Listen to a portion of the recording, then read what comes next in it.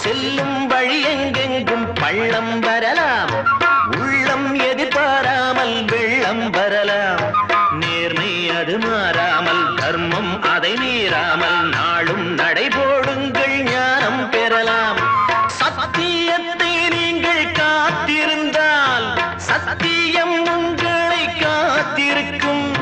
தாய் தந்த அன்புக்கும் நான் தந்த பண்புக்கும் பூமாலை காத்திருக்கும்.